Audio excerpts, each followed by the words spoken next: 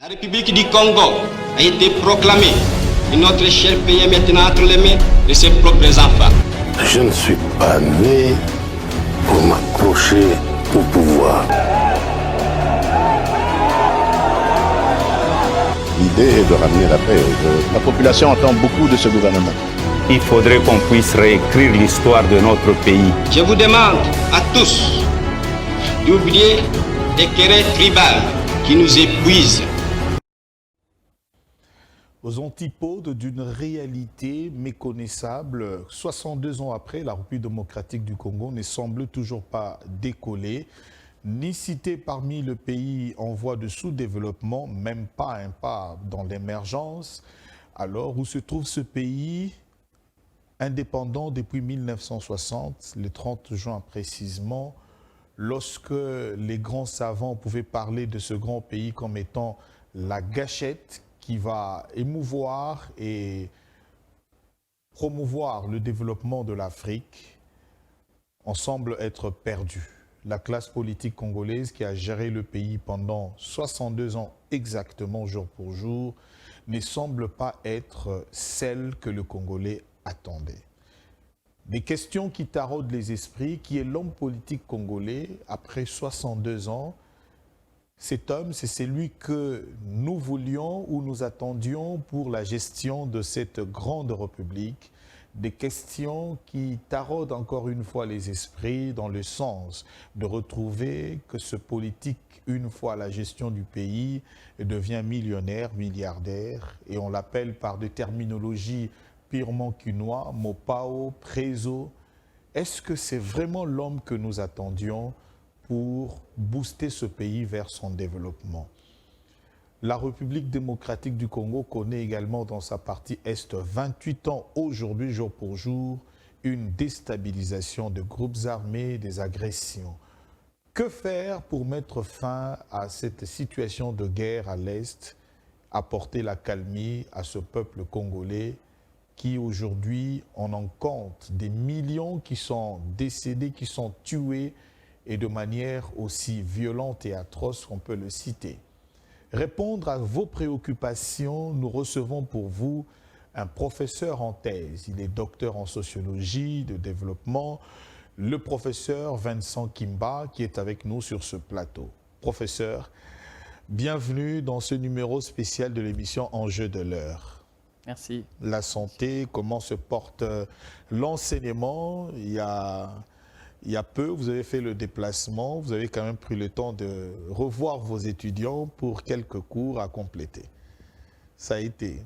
Oui, absolument. Ça, c'est les devoirs. On est obligé de former cette jeunesse pour meilleurs élèves. Mais encore plus, la préoccupation principale nous renvoie déjà à nous dire est-ce que cette formation vaut Très bien. pour avoir ces sujets historiques. Très bien. L'homme congolais dont on entend pour booster le développement de ce pays, la République démocratique du Congo. Je pense que nous avons le temps pour y réfléchir. D'accord, professeur, pour le jalon qui vient d'être posé. Indépendant en 1960, la première des classes politiques en République démocratique du Congo, une classe de semi-lettrés, de gens qui n'étaient pas autant préparés, des universitaires, mais qui ont lutté pour avoir le pouvoir. Aujourd'hui, 62 ans après, si on vous demandait aujourd'hui de pouvoir autopsier ou faire l'autopsie de l'homme politique congolais, qui est-il réellement 62 ans après? Est-ce que c'est vraiment cette classe politique dont on a besoin aujourd'hui? À la fois, oui et non. Nous avons besoin de cet homme politique consciencieux. Très bien. Nous en avons eu. Il ne faut pas dire que ceux-là que vous appelez, entre guillemets, semi-lettrés, n'étaient pas à la hauteur. Très bien. Semi-lettrés soient-ils, mais d'une conscience extrême. pour juguler le développement de ces pays. Mais malheureusement que cet élan a été coupé. Coupé, comme on l'a toujours dit, par les impérialistes qui avaient déjà en eux ce plan pour déjouer cette indépendance à laquelle ils ne s'attendaient pas, que les Congolais, à son temps, pouvaient demander cette indépendance. Et ils se sont retrouvés face à cette situation. Que faire? Ils ont cédé l'indépendance que vous aviez voulu, mais en entre-temps, il faut mettre en place des stratagèmes pour contourner cela. Soit vous avez votre indépendance politique, vous avez vos dirigeants, mais économiquement, vous dépendez encore de nous. Et c'est le cas de beaucoup de pays d'Afrique aujourd'hui, qui se disent qu'ils sont des pays indépendants, mais en termes, par exemple, de monnaie, ils dépendent de francs français. Ils n'ont même pas de décision sur leur propre monnaie, en termes d'impression ou en termes de quoi que ce soit. Donc, nous sommes dans ces cycles qui continuent avec nous, et ce, jusqu'aujourd'hui. La conscience y avait, même à un certain niveau, y avait. Mais encore plus, cette conscience devrait être encadrée. Très bien. Est-ce que tous les Congolais, à son temps, avaient compris Lumumba? Tout de suite, la réponse, c'est non. Ils ont vu l'indépendance où l'homme blanc qui avait chicote pouvait partir, et c'était tout.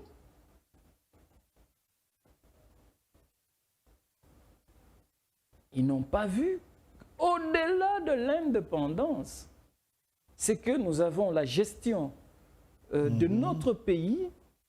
Qu'est-ce que nous devons faire pour gérer en bon escient et continuer à tenir la barre au niveau où le pays était même allé plus loin que ça. Et après, tout de suite, la malchance qu'on a eue, c'est avoir des leaders politiques de la trempe de Mobutu, venus tout de suite avec les impérialistes qui étaient derrière lui, couper cet élan, embrouiller toute la question et nous sortir des types de politiciens, excusez-moi, c'est de la racaille. C'est là que toute la racaille a commencé, où les gens avaient des antivaleurs comme valeurs. Ibandambo, Tikandambo. Mais Iba, vous volez qui? Vous volez vous-même parce que ce sont vos propres biens, de votre propre pays. Et donc vous êtes en train de vous scier vous-même progressivement. Et la conséquence, aujourd'hui, on est à terre. Quiconque peut venir, à l'instar du président actuel, connaîtrait le même problème parce que c'est une question de temps et il nous faut aussi le temps pour arriver à récupérer la situation. Lorsqu'on regarde, on observe, on avertit l'atmosphère politique actuelle. Nous avons plus de 400 partis politiques, plus de 100 groupes, 100 regroupements politiques, des plateformes, n'en parlons même pas.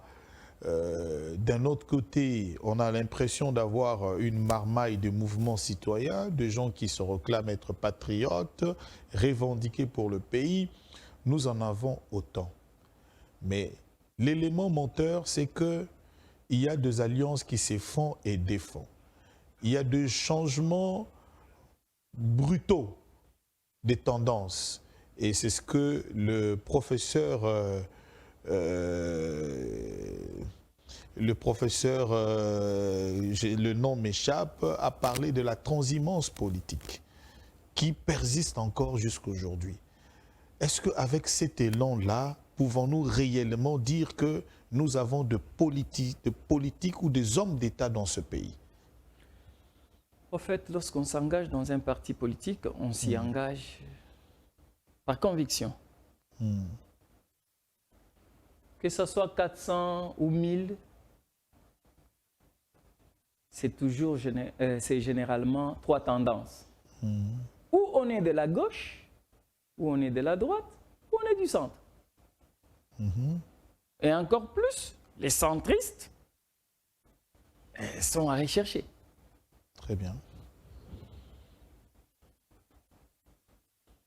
Vous savez, le cas de notre pays, c'est quand même atypique. C'est quand même atypique de voir dans ces pays, les gens ne savent pas finalement se situer. Parfois, vous avez un socialiste qui réfléchit comme un républicain comme un socialiste. Des alliances contre nature. Même dans les fils d'idées, tu te dis, mais qui est-il? C'est ahurissant ce que nous vivons dans ce pays. Mais je crois qu'il faudrait qu'on arrive à réglementer cette question. C'est pas compliqué. Il suffit de légiférer, sortir une loi, ok? Vous avez jusque 3 ans ou vous avez jusque 4 ans à la fin d'un mandat politique. Tout le monde doit se définir, soit de la gauche, soit de la droite, soit du centre. Très bien. Au moins, on sait qu'il y a les centristes ici, il y a les gauchistes et il y a ceux de la droite. C'est faisable. Il faut des lois et il faut l'application de ces lois. Et vous verrez que tout ira au mieux. On aura les trois tendances et les gens vont se recadrer. Alors la question de savoir est-ce que nous avons des hommes politiques dans ces pays ou pas. Bon, qu'est-ce que le politique? Je pense qu'on devrait commencer par là. La politique comme discipline, c'est l'art de gérer. Une science qui apprend comment gérer la chose publique. Mais le politique, c'est celui qui essaye d'appliquer cet art pour que finalement, qu'on dise, voilà quelqu'un qui gère en bon escient la chose publique. Maintenant, avons-nous le politique? Ceux qui appliquent à bon escient. Je suis très attentif avec le mot. Avons-nous réellement ceux-là qui appliquent à bon escient cette politique-là? Science sans conscience n'est que ruine de l'âme maintenant. C'est là que l'intellectuel devrait se remettre en cause. Très bien, prof. Il ne suffit pas de passer, comme moi, ici, aujourd'hui, les gens vont me suivre et puis ils vont dire, c'est des mots français, et puis à la fin, après, c'est quoi? Lui, si on le mettait là-bas, qu'est-ce qu'il fera? C'est facile qu'on dise, lui, si on le mettait là-bas, qu'est-ce qu'on fera? Mais il faudrait qu'on arrive à une refonte de notre système politique. Nous avons des systèmes politiques qui sont désuets. Il faudrait qu'on arrive à refondre. Qu'est-ce que nous voulons de ce pays? Qu'est-ce que nous voulons atteindre? Et on pose les jalons. À ce moment-là, nous travaillons tous dans le sens de regarder dans cette direction et atteindre notre repère. Est-ce que c'est ça que nous faisons? Ou nous sommes là à nous battre à la longueur de la journée parce que nous voulons un positionnement quelconque? Parce que le même qui peut vous dire, qui peut déclarer quelque chose aujourd'hui, le soir, parce que positionné de X comme de Y manière, reviendra déclarer le contraire de ce qu'il a dit le jour. Mais c'est à ce moment-là que nous revenons sur la question des convictions. Est-ce que ce qu'on fait, on les fait par conviction? Très bien. Le fondamental d'ailleurs. Ou on les fait parce que je vais me positionner quelque part? Ou je passe à la chaîne de télévision parce que je veux que si par une bonne chance le président de la République suivait cette émission, il va dire mais celui-là c'est qui? Cherchez le moi, et comme ça on le positionne. Non, nous devons faire des choses par conviction. Et la conviction, c'est ça qu'il y a au fond de nous-mêmes qui fait que nous puissions militer pour X ou Y question jusqu'à ce que. Aujourd'hui, quand nous prenons la question du développement de ces pays, très bien. Le développement ne viendra pas comme les gens le pensent. Hein. Il y a les basiques du développement qu'il faudrait que nous puissions poser. Si on ne pose pas ces basiques, mais tout le reste, c'est rien. Mais le développement lui-même, c'est quoi? Est-ce que devons-nous nous mettre ici à répéter des définitions? Oh non, François Pérou a dit, X a dit. Non. Oui. Mais, personnellement, et il m'est permis, d'ailleurs en tant qu'académicien, le développement, j'ai toujours considéré cela comme un processus. Un processus de libération de toute forme de contrainte humaine. Nous avons trop de contraintes. Comment vous voulez que nous puissions nous développer avec les contraintes? Nous devons nous libérer de toutes ces formes de contraintes qu'il y a autour de nous. Qui vous dit que le développement, c'est seulement quand la chose se passe de X manière? Non, ça, ce sont des contraintes qui nous ont été fixées par X comme par Y. Et aujourd'hui, vous avez même des individus qui disent, voilà, voici le seuil de développement. Pour être développé, il faut consommer jusqu'à la hauteur de autant. Non. Qui a fixé ces seuils-là?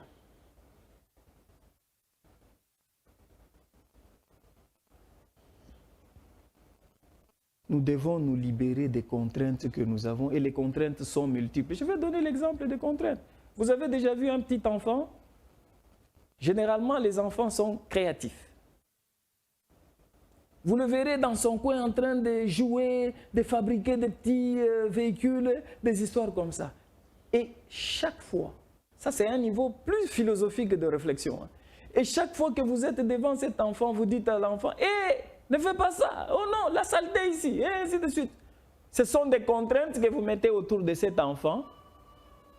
Et en mettant ces contraintes, vous abrutissez carrément cet enfant parce que en l'abrutissant, l'enfant n'a pas... vous limitez sa capacité de créer. De créer. Et l'enfant... Son cerveau avec la rapidité de travailler. Là. Vous le mettez sous contrainte, à telle enseigne que l'enfant, pour faire telle chose, va se dire, est-ce que maman acceptera que je fasse ça?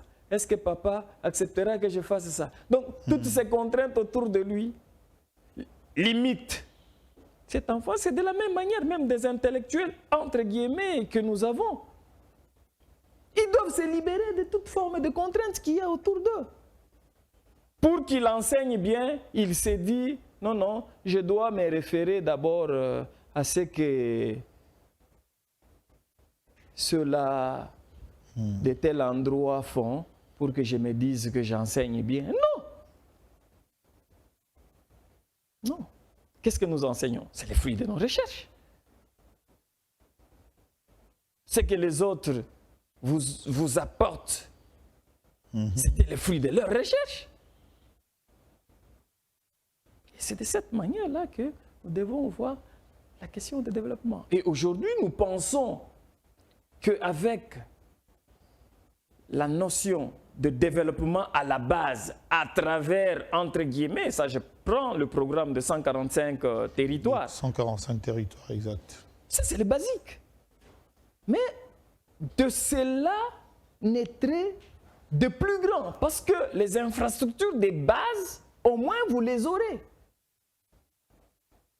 Mais si même les basiques vous n'avez pas, vous voulez raisonner développement?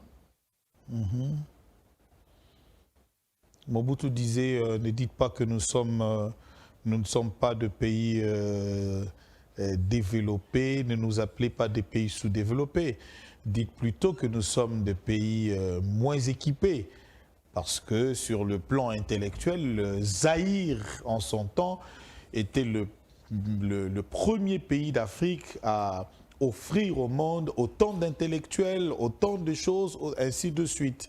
Alors, je voudrais vous transporter dans un autre monde par rapport aux basiques posées sur le développement, parce que vous l'avez vraiment défini de manière beaucoup plus pratique.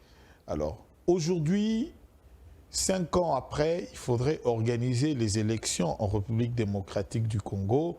C'est le 4e cycle électoral que nous attendons en 2023. Le premier a été organisé en 2006, le deuxième en 2011, 2016 a manqué pour le 3e, mais nous l'avons fait en 2018. C'est le 4e cycle en 2023. Aujourd'hui, organiser les élections en Afrique, c'est avoir une institution d'appui à la démocratie. Ni l'État, ni l'opposition qui organise, alors que dans le principe, c'est l'État qui doit organiser. Mais il faudrait que ces élections soient transparentes, tous ces qualificatifs soient réunis. Alors, sommes-nous vraiment développés, indépendants de cette manière à organiser les élections par rapport à d'autres pays, entre guillemets, sous-développés? Tout dépend du modèle que vous voulez. C'est là que je viens encore une fois. Tout dépend du modèle que vous voulez.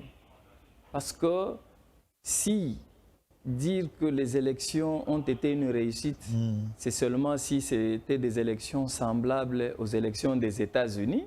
Mais laissez-moi vous dire que nous avons vu des élections des États-Unis dans un chaos total. Chaos total, où eux-mêmes, à un certain temps, commençaient même à renier le rôle de la technologie qu'ils ont amené dans les élections.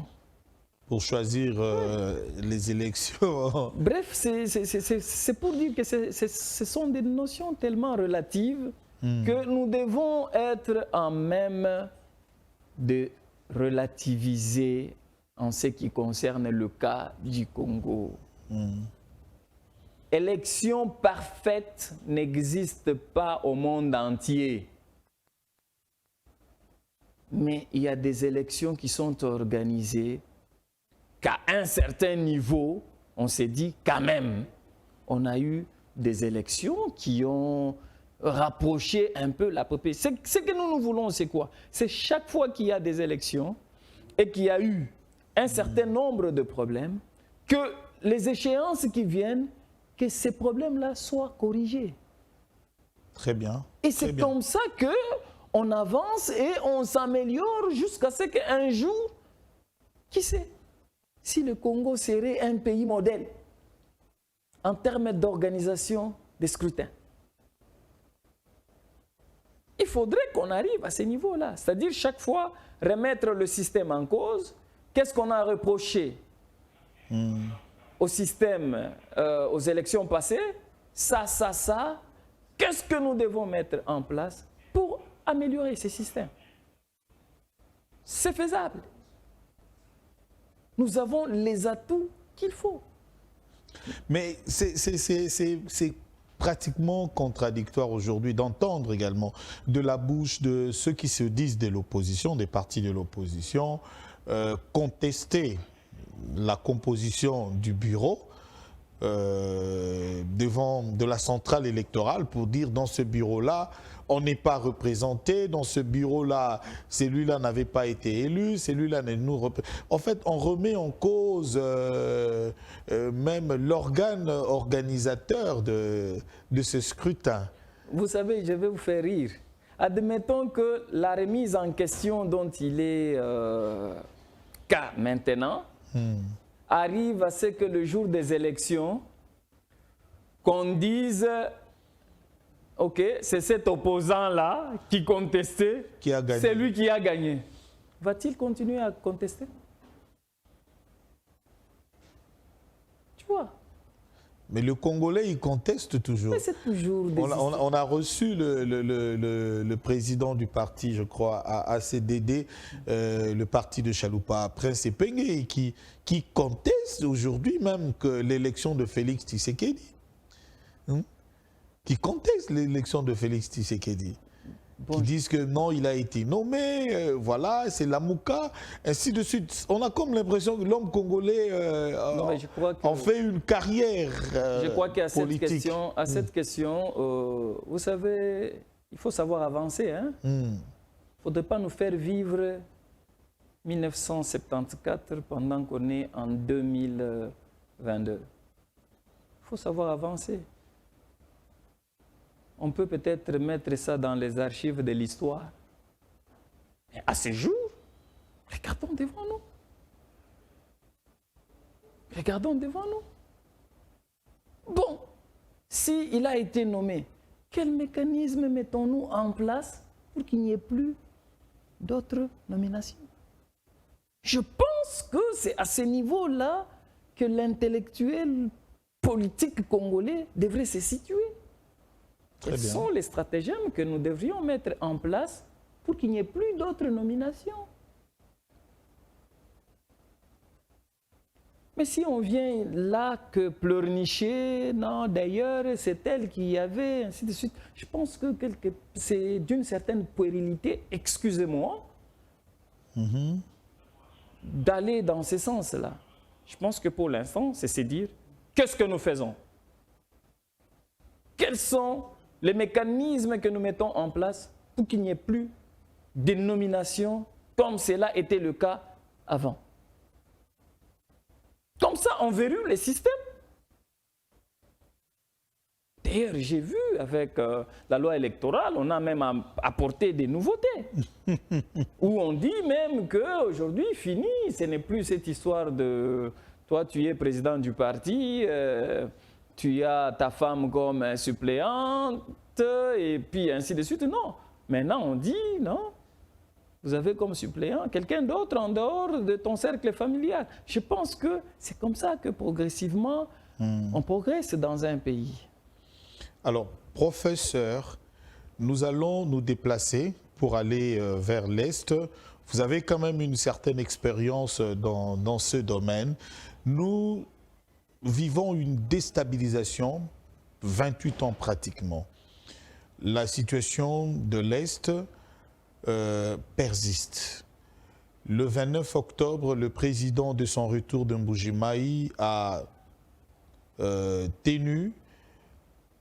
dirigé la réunion du Conseil supérieur de la défense et les décisions ont été prises, d'où il fallait l'expulsion de l'ambassadeur rwandais ici en RDC. Nous prenons d'abord ce cas-là et parlons également de la situation de guerre à l'est du pays.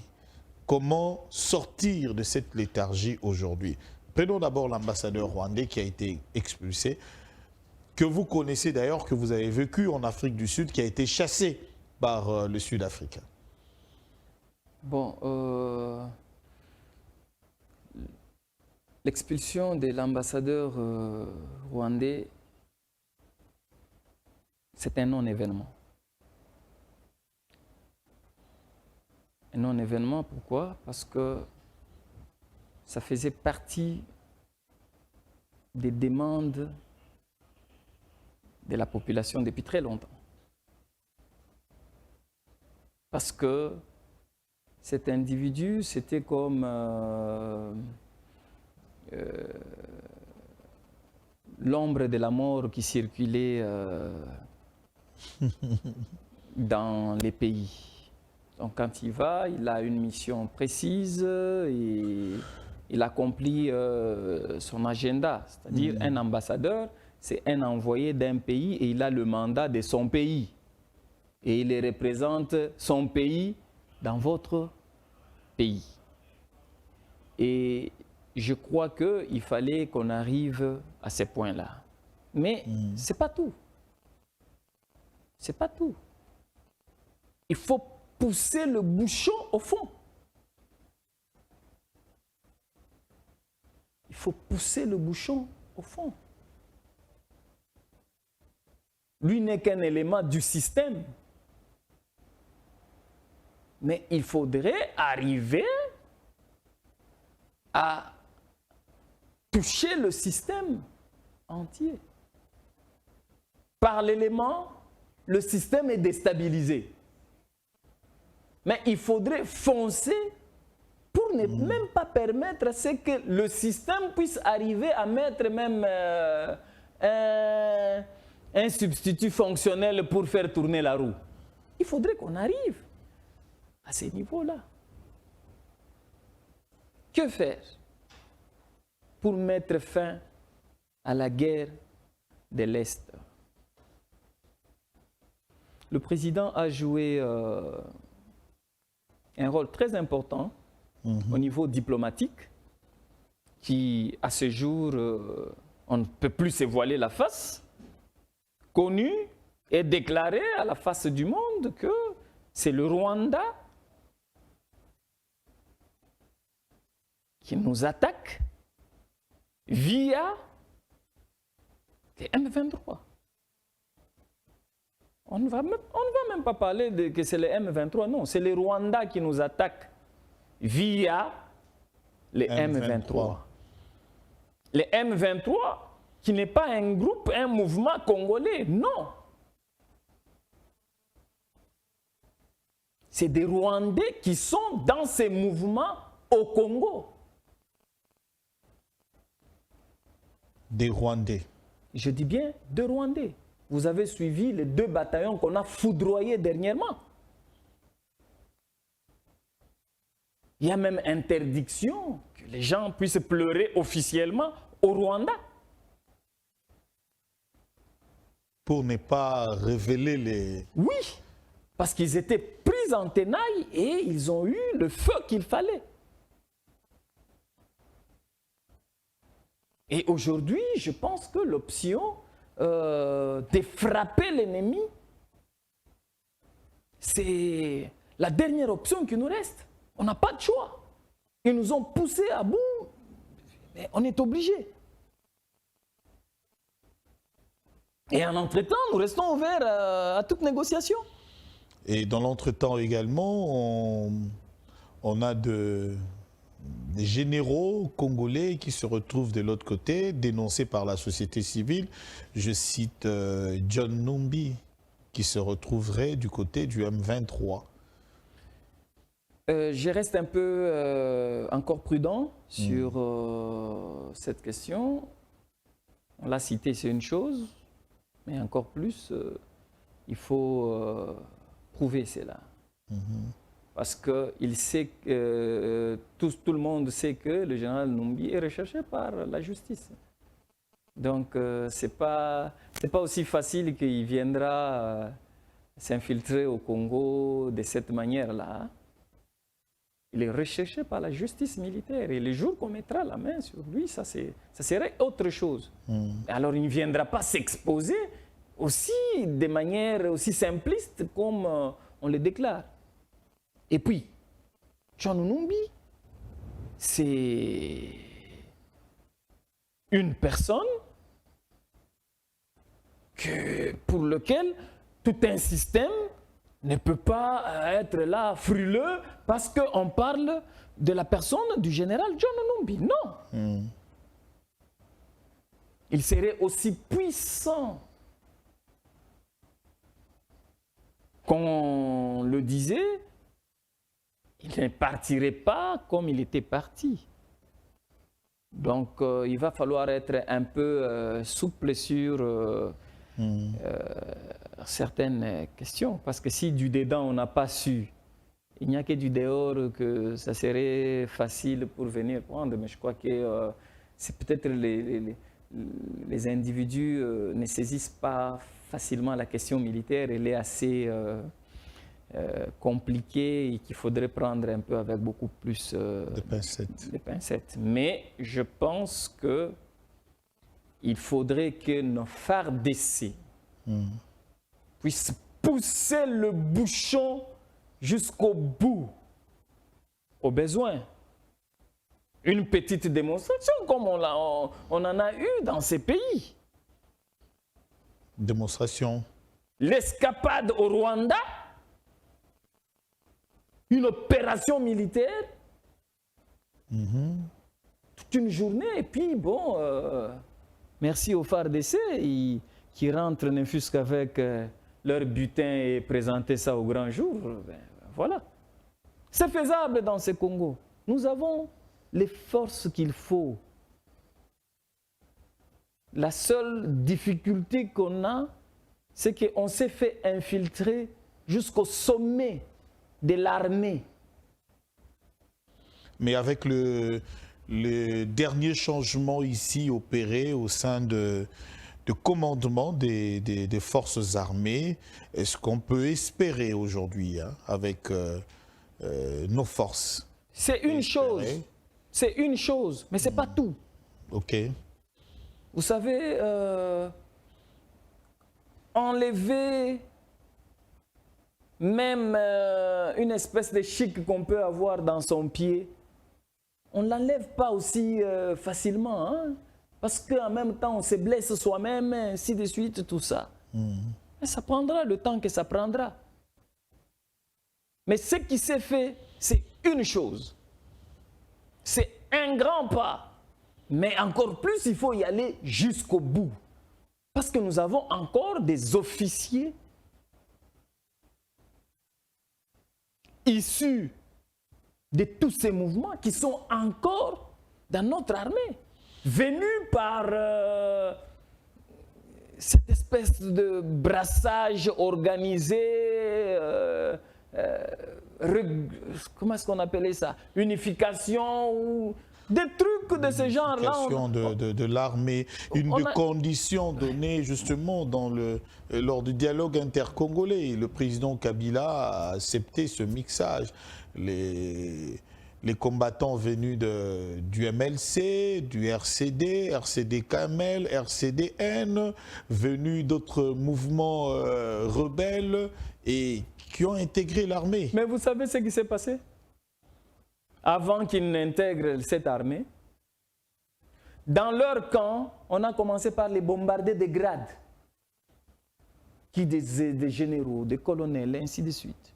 Et ils ont gardé le même grade, là, selon la convention. Oui. Et ici, de notre côté, il n'y avait pas eu cet avancement en grade parce qu'on observait l'ancienneté et tout. Mais là-bas, ça s'est fait de manière que ça s'est fait. Et finalement, quand il y a eu brassage, c'était à notre désavantage parce que les loyalistes se sont retrouvés moins gradés par rapport à ceux-là qui sont venus. La conséquence, c'est que ce sont les gradés qui commandent, qui dirigent. Et on a vu tout ce qu'on a vu. La non-maîtrise de la question de l'armée.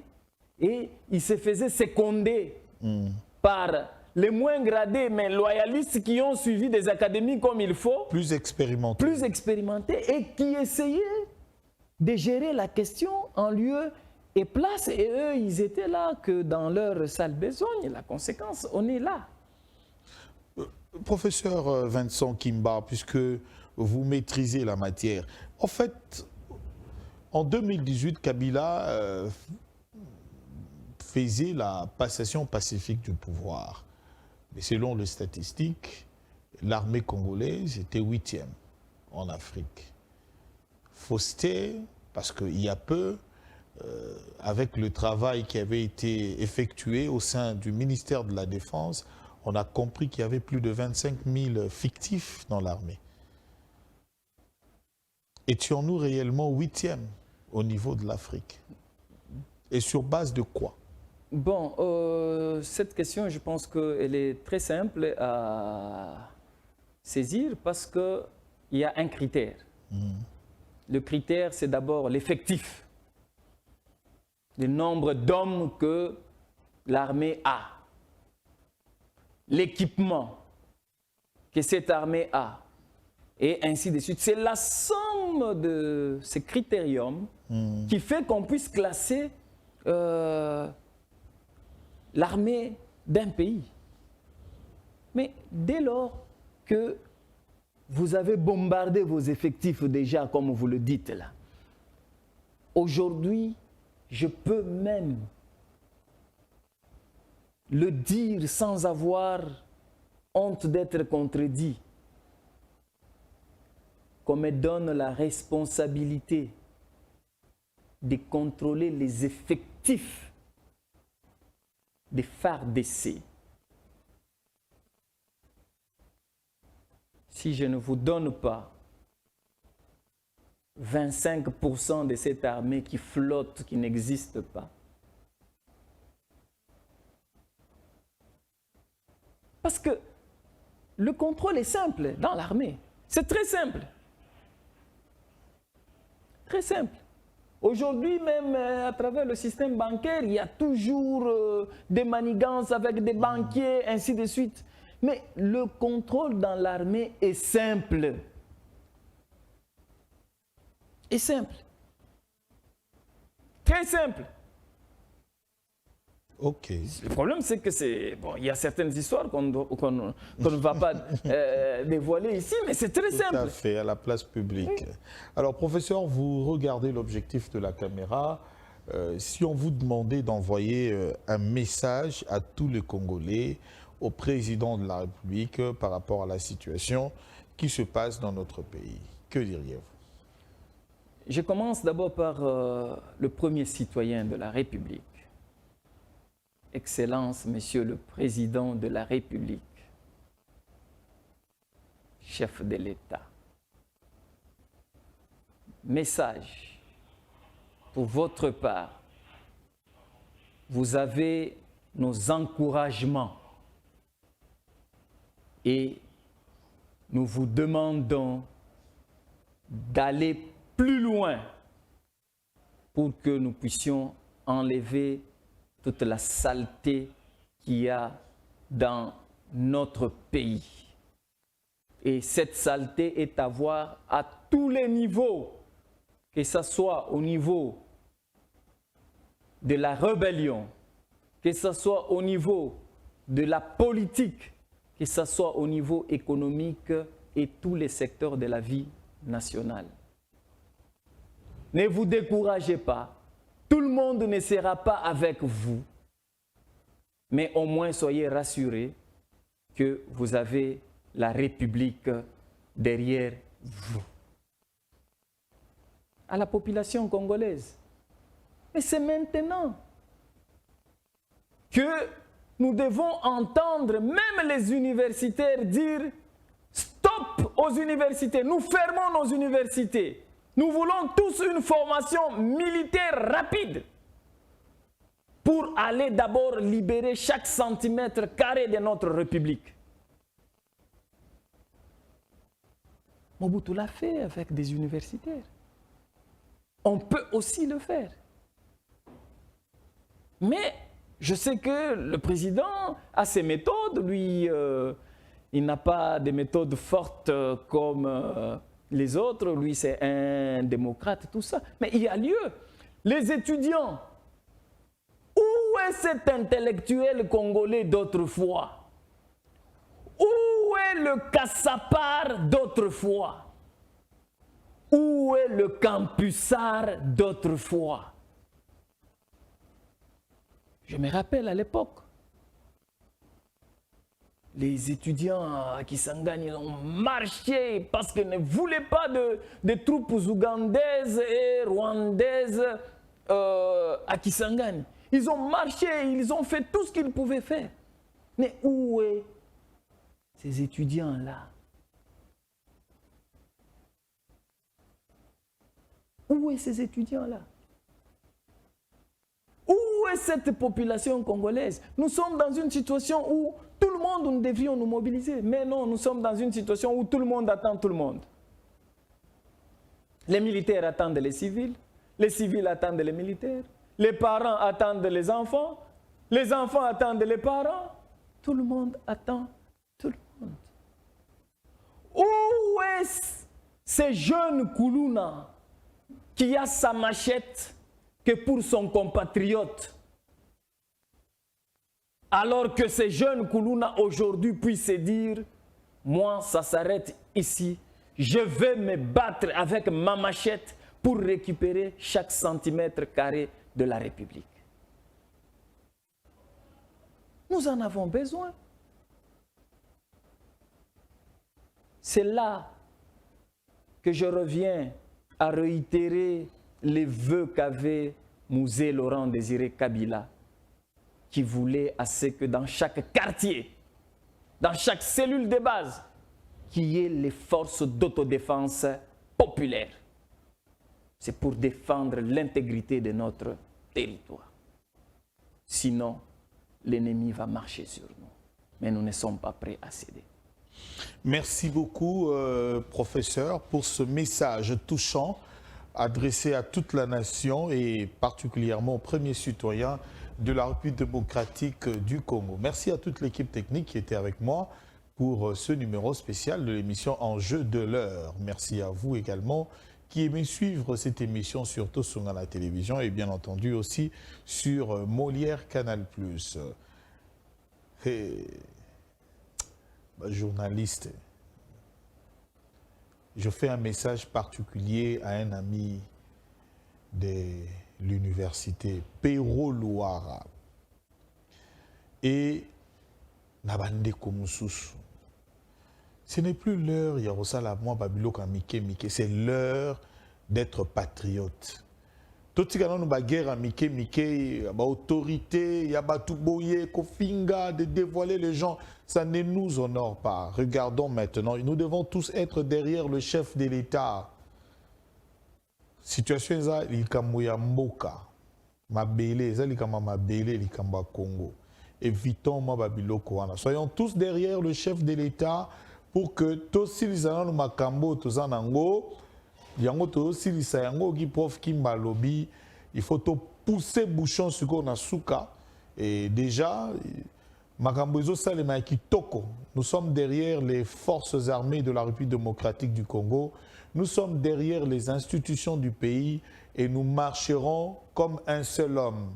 Congolais bisonio so togo motomoko. Merci beaucoup. Au revoir et bonne suite de programme sur Tosunga la télévision. Au revoir. Au revoir. Merci, prof.